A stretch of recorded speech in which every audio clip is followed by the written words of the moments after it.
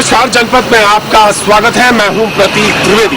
जहां साल का ये पहला जनपद टूटते हुए निश्चित तौर से फॉग के बीच में, लेकिन यहाँ पे ये जो लाइन आप देख रहे हैं, ये यकीन मानिए किसी राशन के जमाने में लगा करती थी दुकान, उसके बाहर एक लंबी कतार हुआ करती थी। लेकिन ये वो लोग हैं जो अपने बच्चों को पढ़ाना चाहते हैं, इसलिए आज कतार में लगे हैं। सवाल उठता है कि जब सबको शिक्षा के लिए बात हो गई, फिर कतार की क्या जरूरत है। पहले एक छोटा सा एग्जाम्पल मैं आपको दिखाना चाहूंगा कि कितनी लंबी ये कतार है।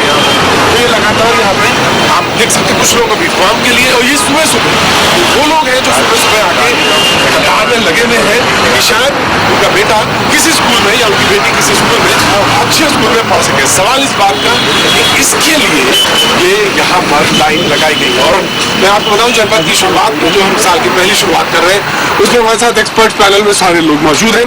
अशोक जी हमारे साथ लगातार शोज में आते रहे, सुमित बोरा जी एजुकेशन के मसलों पे हमारे साथ लगातार रहे। जब सबको शिक्षा के लिए बात हो गई, उसके लिए फिर लाइन क्यों? देखिए, एक बात तो मुझे बहुत अच्छी लगी है कि आपने कहा कि राशन के लिए ऐसी लाइनें लगती थी, लेकिन अब शिक्षा के लिए लग रही है। तो मुझे लग रहा है कि अब लोगों ने ये महसूस कर लिया है कि राशन से भी ज्यादा जो है शिक्षा की जरूरत है, इसलिए ये शायद उसका सब कुछ सुलभ होनी चाहिए। लेकिन सवाल यहाँ पे कि कुछ कॉन्ट्रडिक्शन है। हाँ, कंट्राडिक्शन तो बहुत ज्यादा इसलिए है क्योंकि सरकार जब बच्चों और पेरेंट्स का जहाँ उनके राइट्स को प्रोटेक्ट करना चाहिए, वहाँ वो प्राइवेट स्कूलों के जो कमर्शियल इंटरेस्ट है उनको प्रोटेक्ट कर लिया है। तो इसलिए ये प्रॉब्लम है। अगर ये फॉर्म, ये जो कॉमन फॉर्म, अगर ये सरकार कॉमन फॉर्म निकाल देती इनके लिए भी कि भाई आप भर के दे दीजिए, तो आज जो 15,000 करोड़ का क्लेम किया जा रहा है कि ये लोगों की जेब में से निकलेगा प्रोस्पेक्टस और फॉर्म के नाम से, बचाया जा सकता था। जी, एक मसला है जो बराबर लगातार बना रहता है। प्रोस्पेक्टस लिखना चाहिए, मिलना चाहिए, कंपलसरी होना चाहिए या नहीं होना चाहिए फॉर्म के साथ। ये एक मसला जिसका कीमत लगभग बताया जा रहा है कि अगर जोड़ा जाएगा टोटल तो 1500 करोड़ के आसपास आएगा। ये जो लोग यहाँ पे खड़े हैं सुबह से आके, मैं आपसे जाना चाहूँ, कितने बजे आप सुबह आए थे? हो गया 20-25 मिनट हो गए। 20-25 7 बजे से आके खड़े। और ठंड 7 बजे से 7 बजे बिल्कुल 7 बजे आए तो 5 बजे, परसों आया था 5 बजे आया था, लाइन इतनी लंबी थी वापस चला गया। जी, 5 बजे सुबह आए थे। और यकीन मानिए जनवरी के समय में जो 5 बजे सुबह आपको लगना हो और बच्चे के लिए, शिक्षा के लिए, तो लगता है कि कम से कम यहाँ पे 200 बंदे खड़े हुए थे और 5 बजे आके देखा तो वापस चला गया। क्या करना है? तो 5 बजे इतनी बड़ी है तो कितनी बजे कितनी बड़ी लाइन होगी। जी जी। और कुछ लोग आगे, अभी आप लगातार कैमरा से मैं प्लान करोगे, बड़ी लंबी लाइन है जो लगातार यहाँ पे लगे हुए। जी सुमित जी, एक सवाल हुआ था पिछले, लगातार हम लोग बात करते रहे कि एडमिशन को, प्रोसेस को लेकर बात करते रहे कि एडमिशन की प्रोसेस सरल से सरल होनी चाहिए, लेकिन लगता है कि जैसे कॉम्प्लेक्स होती जा रही है, मेरा जितना हम आगे बढ़ते जा रहे हैं उतना लगता है कि कॉम्प्लेक्स हो गए। मेरा एक बहुत बड़ा क्वेश्चन है, इस स्कूल से, स्प्रिंगडेल से, बहुत प्रेस्टिजियस स्कूल है, 50 से बड़ा स्कूल है, क्या ये लोग वेबसाइट पे अपना ऑनलाइन फॉर्म डाल सकते हैं? ये एक जब से हाइप क्रिएट करना चाहते हैं लोगों को दिखाने के लिए हमारा स्कूल बहुत सॉर्ट आफ्टर है। इनका फॉर्म जो पूरी दिल्ली में छोटे छोटे स्कूलों के फॉर्म वेबसाइट से है, इनका फॉर्म वेबसाइट पे क्यों नहीं है? तो यही है सवाल इस बात का, जितना हम आगे बढ़े मुझे लगा कि उतना ही हम कॉम्प्लेक्स हुए। हमने सोचा था कि शायद आज से मैं 5 साल 5.5 साल पहले जब मैं शो कर रहा था इसी नर्सरी एडमिशन के बारे में, तो मुझे लग रहा था कि कहीं ना कहीं तस्वीर साफ होती जा रही, लेकिन लगता है कि इस जनवरी में आते रहते जैसे धुंध पड़ी, वैसे इस पूरे मुद्दे के ऊपर भी कहीं ना कहीं धुंध या मिस छाई हुई है। मैं आपसे जानना चाहता हूँ, आप क्या काम करते हैं? सर, मैं दिल्ली ट्रांसकॉम लिमिटेड में असिस्टेंट हूँ। जी, तो बच्चों को पढ़ाना चाहते हैं तो इसलिए यहाँ पे बात है सर, लेकिन प्रॉब्लम क्या है, ये सेंट्रलाइज करना चाहिए इनको, बच्चों को, पेरेंट्स को अलग अलग स्कूलों में कब धक्के खाना पड़े। 5 बजे आने के बाद जब बच्चे का फॉर्म नहीं मिल पाता बच्चे के लिए, फिर वो दूसरे स्कूल में जाएगा, मतलब 15 दिन उसको अपने स्पेसिफिकली ऑफिस से छुट्टी लेनी पड़ेगी कि मुझे बच्चे का एडमिशन करवाने के लिए फॉर्म फिल करना है। अब उसके बाद वो करेगा तो 15 दिन का तो उसका लाइफ स्पैन चला गया इसमें एडमिशन फॉर्म में। अगर सेंट्रलाइज हो, आप एक सेंट्रलाइज एक बनाइए, एक वेबसाइट बनाइए, आप उसमें बच्चे का नाम डालिए, नियर बाई जिसका होम, घर के पास जो स्कूल है उसमें एडमिट कीजिए। जी जी, बिल्कुल ये बात होनी चाहिए कि एक ऑनलाइन होनी चाहिए, एक सिंगल एक फॉर्म होना चाहिए जो सारे स्कूल का एलिजिबल। आपका नाम क्या है? इशू मित्तल। जी जी, आप भी अपने बच्चे या बच्ची का एडमिशन के लिए, तो कितनी देर पहले आए आप? हमें करीबन पौना घंटा हो गया। पौना घंटा हो गया। सुबह 6 बजे उठो, 6 बजे उठ के तैयार हो, नहाओ धोओ। बच्चे को छोड़ के आए हैं घर में। मुझे तो लगता है इतने में तो भगवान में मिल जाते हैं आपको। टाइम की बात है। हमारे टाइम में तो कुछ नहीं, फॉर्म भरा, नंबर आ गया, लॉटरी सिस्टम चलो जी हो गया। कितना चेंज आ गया 15 साल के अंदर। सर मेरे बेटे का एडमिशन अगर हो जाए तो मुझे तो मिलेगा, मुझे भगवान मिले सर। मैं बहुत स्ट्रगल करके आई हूँ। बहुत स्ट्रगल। कहाँ से आए आप? मैं आई हूँ RML से, लेकिन मैं ड्यूटी से ऑफ लेके बड़े मुश्किल से अपनी छुट्टी अरेंज करवा के आई हूँ। आप समझिए कितनी तकलीफ है इस शहर दिल्ली में बच्चे का एडमिशन कराना। तो मैं आपसे जानना चाहूँ कितना मुश्किल हो गया है इसमें, क्योंकि लग रहा था कि जैसे जैसे प्रोसेस सरल होता जाएगी तो कठिन हो गई। प्रोसेस बहुत कठिन हो गया। और वो आर्टिकल था कि दिल्ली में एडमिशन मिलना जो है आईवी लीग हार्वर्ड यूनिवर्सिटी से ज़्यादा मुश्किल है, और यहाँ पे एक सीट के लिए 45 बच्चे अप्लाई करता है। और यहाँ पे जो प्रोस्पेक्टस की कहानी है, इसके दो रूल है। एक तो ये है कि हाइपरेट करना, दूसरा है कि अगर वो ऑनलाइन फॉर्म सब कुछ अपनी वेबसाइट डाल देते हैं तो उनके 500 के प्रोस्पेक्टस कौन खरीदेगा, जो एक इंडस्ट्री 1000 करोड़ रुपए की है। तो जो दिल्ली में एडमिशन लेना है बहुत टफ है। एक सीट पे 45 बच्चा है। अशोक जी, ये जो रेशियो है इसके अलावा एक चीज बात ये बार बार अशोक जी, आपका लंबी लड़ाई लड़ी है आपने स्कूलों के लिए, लेकिन मैं आपसे एक चीज जानना चाहता हूँ कि जैसे मैं बार बार कह रहा हूँ आसान तो हुआ नहीं और मुश्किल हो गया। आप मौजूदा सिस्टम में हर स्कूल अपने अपने रूल्स एंड रेगुलेशन से सेट करें, पॉइंट सिस्टम किए। देखिए, हमें ये बात बिल्कुल नहीं भूलनी चाहिए कि ये जो समस्या पैदा हुई है कि एक स्कूल के आगे इतनी बड़ी लाइन और उसमें लोगों को 20-20 स्कूलों में अप्लाई करना पड़ता है, उसमें भी नहीं मिलता है।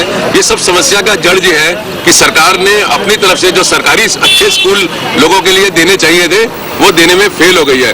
अगर सरकार सब जगह केंद्रीय विद्यालय दे दे और सब लोगों को कहे कि आइए आप केंद्रीय विद्यालय में, तो मैं समझता हूँ कि इतनी बड़ी लाइन की जरूरत नहीं है। सारे लोग जो है केंद्रीय विद्यालय में अपने बच्चे को दाखिल कर लेंगे और वो बच्चा मुफ्त शिक्षा पढ़ेगा, जिससे 25, 30, 35% इनकी जो इनकम है सिर्फ इसमें चली जाती है स्कूल की एजुकेशन में, जो इनको बिल्कुल फ्री होनी चाहिए। शिक्षा ये एक सपना है, शायद अगर पूरा हो जाए तो बहुत अच्छी बात है। आपको फॉर्म मिल गया या एडमिशन हो गया? नहीं, फॉर्म मिला और ये खुशी ऐसी है कि शायद एडमिशन हो गया। ये एडमिशन, ये फॉर्म सिर्फ मिला है। और मेरी फैमिली में मेरा बेटा और उसकी मिसेज आज फॉर्म लेने के लिए छुट्टी पे है और मैं बच्चे का दादा हूँ और हम 3 जगह डिवाइड हुए हैं। 4 स्कूलों से फॉर्म लेना हमारी ड्यूटी है और हम घर सुबह 6 बजे के बाद से निकलते हैं। सिर्फ हम एक दुष्यंत का शेर है जो बार बार इतनी बार पढ़ा गया है कि उसमें जंग भी लग गई है और उसको पढ़ने में लगता है कि कभी कभी पता नहीं कुछ उसका असर होता है या नहीं, कि सिर्फ हंगामा खड़ा करना मेरा मकसद नहीं है। यकीन मानिए लगातार इस मुद्दे को उठाते रहे, बाधा है इस ठंड में लाइन में आए हैं, इनके बेटे ने इनकी बहू ने छुट्टियां ले रखी है कि फॉर्म मिल जाए। अभी तो एडमिशन जाने दीजिए, वक्त एक छोटे से ब्रेक के बाद हम फिर हाजिर होते हैं क्योंकि लाइन लगातार लंबी होती जा रही है। मैं फिर आपके बीच में आऊंगा, आप बने रहिए हमारे साथ, देखते रहिए दिल्ली आज तक।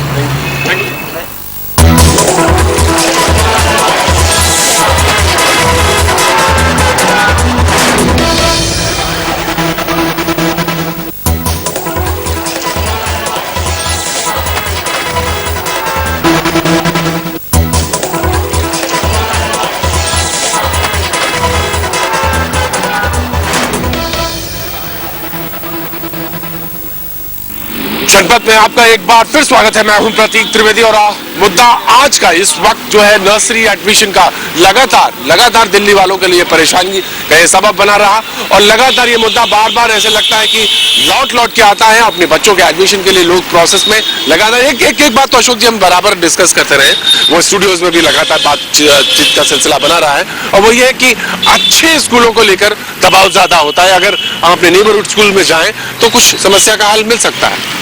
देखिए, अगर पेरेंट्स अपने नजदीक के स्कूल में अपने बच्चों को भेजता है और स्कूल में एक स्ट्रगल करता है कि अच्छे, अब ये देखिए ना गवर्नमेंट स्कूल क्यों गिर गए, क्योंकि लोगों ने बजाय स्ट्रगल करने के, उनको अच्छा बना के रखने के, उनमें से बच्चे निकाल के प्राइवेट स्कूलों में डाल दिए।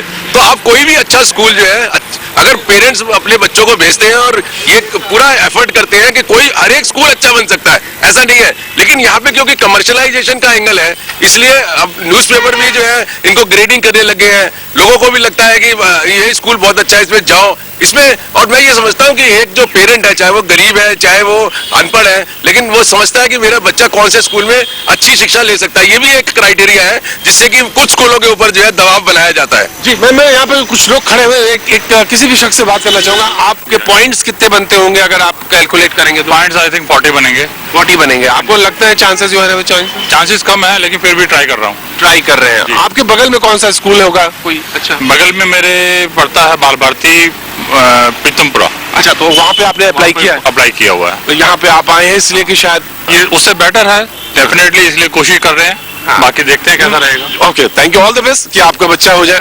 आपके पॉइंट कितने बनते हैं? मतलब आपके मतलब मेरे बच्चे के मतलब पॉइंट्स अराउंड 40 बनते हैं। आपको लगता है फेयर चांसेस है? I don't think so, but still I am applying. Still I am applying. कहीं ना कहीं छोटी सी होप कि शायद बच्चे का एडमिशन, और यकीन मानिए ये पेरेंट्स का एडमिशन नहीं है, ये किसी राशन की दुकान नहीं है, ये वो की लाइन नहीं है, ये वो है जो सिर्फ फॉर्म लेने आए हैं और इस छोटी सी आशा के साथ कि बच्चे का एडमिशन हो जाए। आप कितने बच्चे अभी आए हैं? थोड़ी देर अभी आए हम लोग। तो आपके लगता है कितने पॉइंट बनेंगे? 50 पॉइंट बन रहे हैं, तो 10 पॉइंट लगभग ज्यादा किस लिए बन रहे हैं? क्योंकि आप नेबरहुड है या? हाँ जी, यहीं आसपास रहते हैं, करोल बाग जोन से हम। झूठ तो नहीं बोल रही, सुना कि आजकल लोग झूठ भी बोल रहे हैं पेरेंट्स लोग। सारे इतने प्रूफ्स, जरूरत से ज्यादा प्रूफ्स मांग रहे हैं, अब तो हर जगह का स्टैंप लग जाती है कि हाँ यहीं का ही है सब कोई। अच्छा, तो लोगों ने मुझे बताया कि घर भी बदल दिए अपने कि बच्चों का एडमिशन उनका किसी स्कूल में हो जाए। यकीन मानिए ये वो जमाना है जब लग रहा था सबको शिक्षा, सबके हाथ में शिक्षा होगी, लेकिन लगता है जैसे जैसे मुश्किल होती जा रही है। ये जो लाइन है थोड़ा सड़क के उस पार भी पहुंच गई है। सुमित, मैं एक बार फिर आपका रुख करना चाहूंगा। मैं ये जानना चाहूंगा कि जो पॉइंट सिस्टम है स्कूल्स ने, डिफरेंट स्कूल ने डिफरेंट तरह से रखा, तो इससे प्रॉब्लम्स कम हुई है या बढ़ी है? प्रॉब्लम बहुत बढ़ गई है। लास्ट ईयर जब आरटीई इम्प्लीमेंट हुआ, उससे पहले एजुकेशन और इनकम को लेके पॉइंट दिए जाते थे। उसके जब गवर्नमेंट ने मना कर दिया तो स्कूल ने डायरेक्ट इनडायरेक्ट स्क्रीनिंग करनी शुरू कर दी, और 100 में से 35-25 पॉइंट सिर्फ अपने एलुमनाई और सिबलिंग देना शुरू कर दिया। एलुमनाई तो ठीक है, दोनों बच्चे स्कूल में जाने चाहिए, लेकिन सिबलिंग इज इनडायरेक्टली स्क्रीनिंग। उनको पता है कि ये जो पेरेंट है हमारे स्कूल का पढ़ा हुआ है, इसका फाइनेंशियल स्टेटस क्या है। एक बार एलुमनाई को आपने ट्रैक कर लिया, आप उसका फाइनेंशियल स्टेटस जान सकते हैं।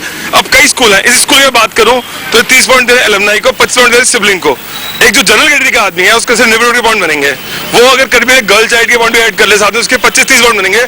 जो सिबलिंग या एलुमनाई नहीं है, जितने लोग यहाँ में खड़े हैं मैं उनको क्लियरली बोल सकता हूँ उनका एडमिशन नहीं होगा यहाँ पे। लास्ट ईयर एक भी पेरेंट ऐसा नहीं था स्प्रिंग डेल्स में जिसका एलुमनाई है बिना से। सुमित, ऐसा मत कहिए सारे बच्चों का एडमिशन हो जाए। मेरे सामने तो कम से कम यूं ना कहिए कि मुझे और कई स्कूल हैं जिन्होंने सिर्फ पॉइंट दिए हैं नेबरहुड, 35 पॉइंट सिबलिंग को, 35 एलुमनाई को। क्यों?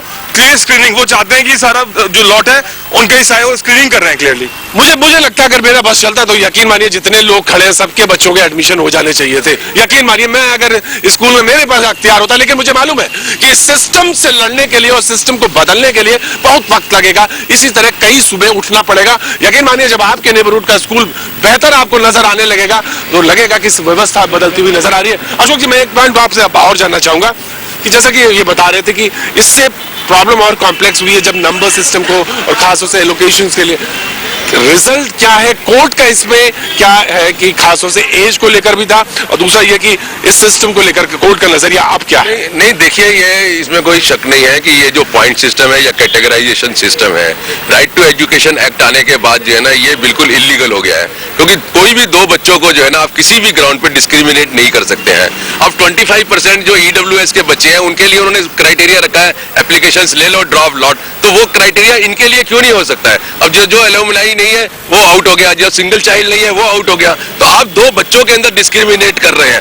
तो दो बच्चों को डिस्क्रिमिनेट नहीं कर सकते। इससे क्या होता है कि आप सब बच्चों को इक्वल अपॉर्चुनिटी नहीं देते। मुझे लगता है गेट खुल गया, लाइन शुरू हो गई है, तो चलिए साहब आप आगे बढ़िए। और ये जब तक ये सिलसिला चलता रहेगा कैटेगराइजेशन का, पॉइंट सिस्टम का, ये डिस्क्रिमिनेशन होता रहेगा, बच्चों के साथ बेइंसाफी होती रहेगी, और इसी तरीके से बहुत सारे लोगों को उसका फायदा होगा और बहुत सारे लोगों को नहीं फायदा होगा। और दूसरी बात यह कि पूरे सिस्टम में तब्दीली की जो चीजें नजर आ रही थी शुरुआत में 3-4 साल पहले, वो फिर बंद हो गई। नहीं देखिए, वो घूम फिर के जो सरकार है ना वो उनके इन्फ्लुएंस में आ जाती है प्राइवेट स्कूल्स के, और प्राइवेट स्कूल्स फिर वही अपना डर्रा इस तरीके से अपनाते हैं जिससे उनको ज्यादा प्रॉफिट हो, तो वो इसी तरीके से ये शिकार हो जाते हैं हमारे पेरेंट्स तो ऐसा है ना, रिसीविंग एंड्स के ऊपर है, इनके पास कोई अल्टरनेटिव तो है नहीं। जैसी व्यवस्था आप दे देंगे वैसे वो उसके अंदर घूम जाएंगे। अगर आपके पास हर एक घर के पास अच्छा स्कूल हो तो इनको क्या जरूरत है? एक बच्चे यही है कि हमारा देश है जहाँ अपने एक बच्चे को पढ़ाने के लिए जो है पेरेंट्स को जो है कितनी मशक्कत करनी पड़ती है, कितनी परेशानी उठानी पड़ती है, कितना टेंशन लेना पड़ता है। और यहाँ तक भी देखा है कि कई लोग जब इनिशियली एडमिट कराते हैं तो उनकी फाइनेंशियल कैपेसिटी होती है,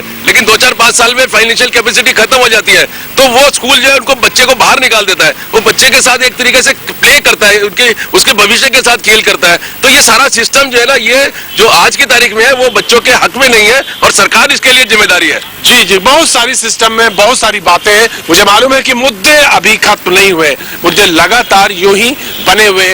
वक्त एक छोटे से ब्रेक का है।